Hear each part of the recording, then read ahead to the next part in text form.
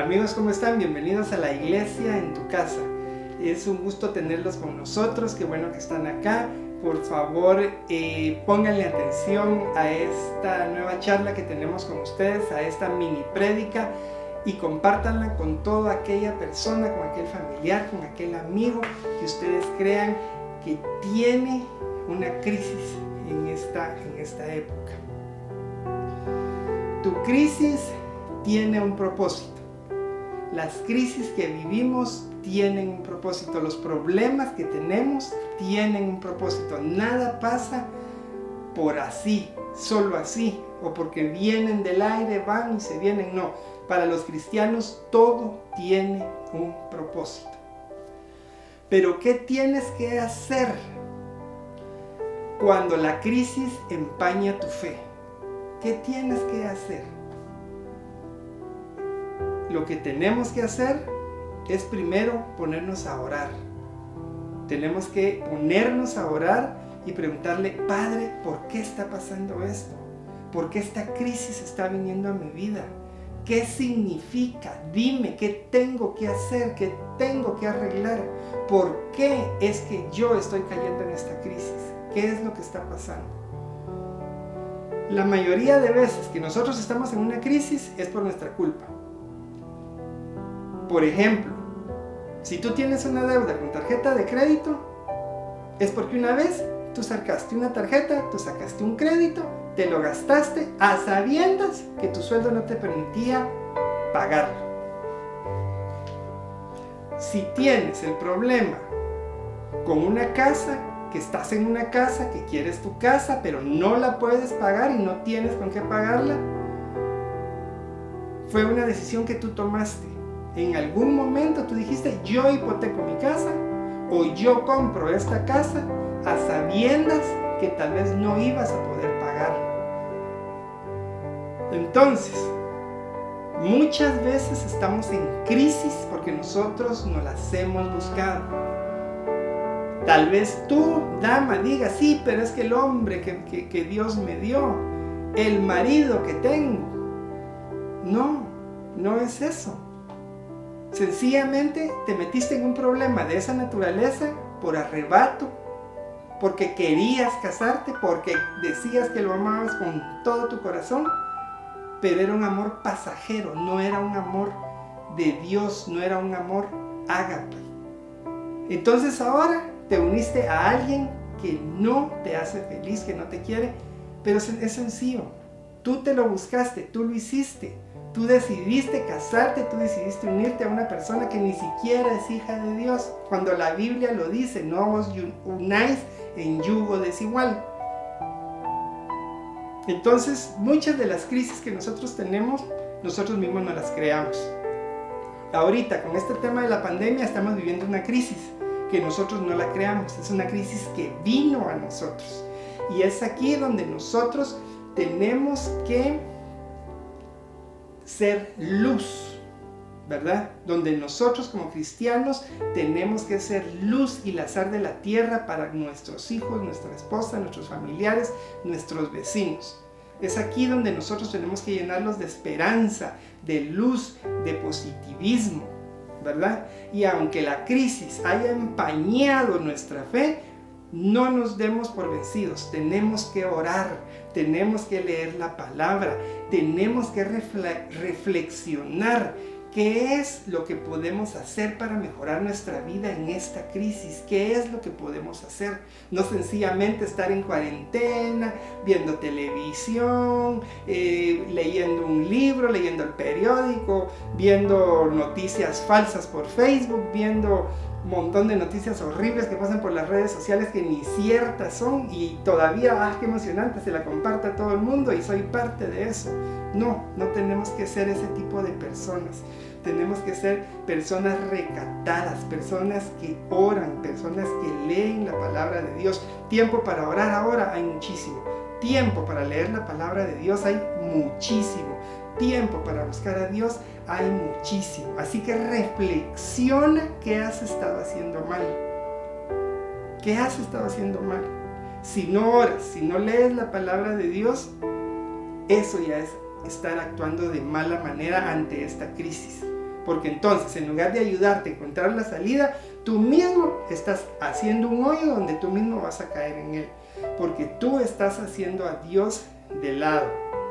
Reflexiona en lo que estás haciendo mal. Si te has alejado del Señor, acércate a Él. Si estás en pecado, deja el pecado. Pide ayuda espiritual. Tienes que cambiar tu vida. Tienes que dejar el vicio. Tienes que dejar los malos pensamientos. Tienes que dejar todo aquello que te aleja de Dios. Y tú sabes qué es. Tú sabes que te aleja de Dios. Tú sabes exactamente, tú sabes qué es lo que te aleja de Dios. Es por eso que tienes que pedir ayuda espiritual. Pero pide ayuda espiritual a aquella persona que es capaz de darte la ayuda. No la hija del vecino, no el brujo, no la que lee las cartas, no este tipo de gente. Tienes que buscar a alguien que te pueda ayudar. Tu pastor, un hermano, un ministro del Señor. Si lo quieres hacer a través de esta página, estamos para servirte también. Tienes que cambiar de rumbo. Es importante que cambies el rumbo de tu vida. Acepta que solo Dios te puede ayudar. Solo Él es el único que te puede ayudar. Él es el único Señor y Salvador de tu vida. Si tú te agarras de la mano del Señor, Él te va a bendecir. Esto es para todos aquellos que son hijos de Dios, que ya aceptamos a Jesús como nuestro Señor y Salvador. Si tú aún no has aceptado a Jesús como tu Señor y Salvador, tienes que cambiar de rumbo, tienes que dirigirte al Señor. Por eso hoy te digo, si no lo has aceptado, termina de ver esta prédica y al final te contactas con nosotros por medio del chat y nosotros vamos a orar por ti para que seas un hijo de Dios, una hija de Dios. Eso es importantísimo. Tienes que aceptar a Jesús como tu Señor y Salvador. Es importante eso. Pero regresando al tema de la fe, ¿qué nos dice la Biblia de la fe?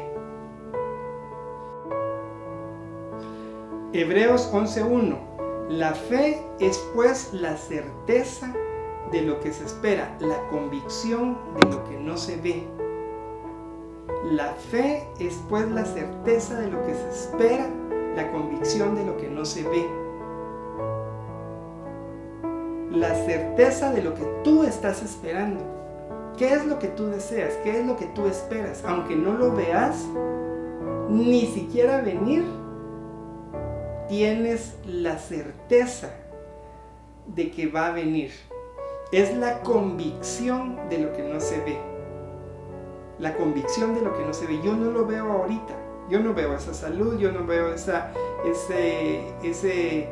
situación financiera arreglada. Yo no veo que mi esposa pueda tener un hijo, no veo que pueda tener un carro, no veo que pueda tener una casa. No importa cuál sea lo que tú necesitas. Tú no lo ves, pero tienes la convicción de que te va a venir. ¿Por qué? Porque eso es fe. Tú tienes que tener presente que el temor y la fe no pueden habitar juntos. O tienes miedo, tienes temor y vives derrotado y caído, o tienes fe y vives bien creyendo en que Dios te va a proveer todo lo que necesitas. Eso es tener fe, la convicción de lo que no se ve. Lo que tú no esperas, lo que tú no ves, es saber que te va a venir. Recuerda que para tener fe en esta crisis, tienes que ser una persona que ora, que lee la palabra de Dios. Es una persona de fe. La fe crece y es puesta a prueba. Si tú dices que tienes fe, entonces tu fe va a crecer. Y si Dios ve que tu fe crece, Dios va a ponerte a prueba esa fe para ver si es cierto. Si eso es cierto, en tu vida espiritual subes un peldaño y viene otra prueba. Tienes fe, subes otro peldaño, tienes fe, subes otro, y esa es la vida del cristiano hasta que lleguemos a ser como Jesús. Eso nos va a llevar toda la vida. Mientras estemos en este mundo vamos a tener que estar luchando, teniendo fe, y ir subiendo. Romanos 1:17 dice: porque el Evangelio, la justicia de Dios, se revela por la fe, y para fe, como está escrito, mas el justo por la fe vivirá. Mas el justo por la fe vivirá. Así que la razón de tu crisis es hacer crecer tu fe. ¿Te das cuenta? O sea, mira, yo sé que probablemente estás pasando una situación difícil, pero es necesario que pases por esta situación para que tú puedas hacer crecer tu fe. Si creces en fe, habrás subido el peldaño, que era lo que te decía. Un peldaño más en tu vida espiritual, de muchos peldaños que tienes que subir todavía. Pero Jesús, luego que oyó lo que se decía, dijo al principal de la sinagoga: no temas, cree solamente. Esto lo encuentran ustedes en Marcos 5:36. Hoy les digo, no importa lo que estás viviendo, no importa el problema que tengas, cree solamente. Crisis de fe vence la incredulidad. Si estás en una crisis, si tu fe está temblando, si esta crisis hace que tu fe se empiece a empañar, es bueno, porque tú tienes que sobreponerte y tu fe va a vencer la incredulidad. Si tu fe no crece, te quedarás en el mismo peldaño. O tal vez retrocedas varios más para atrás. Imagínate qué difícil y qué complicado puede ser esto. Pero Jesús nos dijo en Mateo 17:20: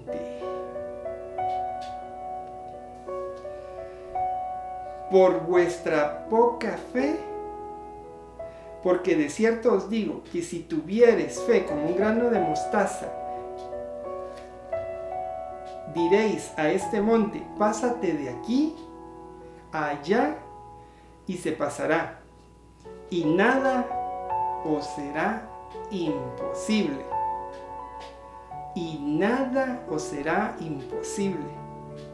Así que tenemos que tener esa fe, creer. Si tu fe fuera tan pequeñita como un grano de mostaza y le dijeras a esa circunstancia que te está agobiando en este momento: te reprendo en el nombre de Jesús, y hasta aquí llegaste, hasta aquí llegaría.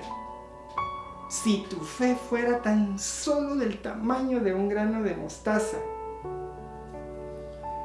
y nada os será imposible, dice la palabra de Dios. De que sales del problema, sales, porque Dios no te va a dejar y no te va a probar más allá de lo que puede ser probado. De que sales de esta circunstancia, sales, pero es necesario que tengas fe y que lo creas. De que Dios te ayuda y te restablece, Él lo va a hacer. De que lo hace, yo sé que Él te va a ayudar, Él te va a bendecir, y eso yo te lo puedo asegurar. Siempre y cuando tú cumplas con lo que te toca como hijo de Dios. Siempre y cuando tú cumplas con lo que te toca como hijo, como hija de Dios. O eres amiga de Dios, amigo de Dios, o eres amigo del mundo. Si estás en el mundo, no vas a agradar a Dios. Y si no agradas a Dios, no esperes que Él te ayude. Así que este momento de crisis, lo que estás viviendo, hoy te digo, sal de ahí, vuélvete al Señor, ora, lee la palabra, busca del Señor, dobla tus rodillas, clama por tu vida, clama por tus hijos, clama por todo lo que tú necesitas.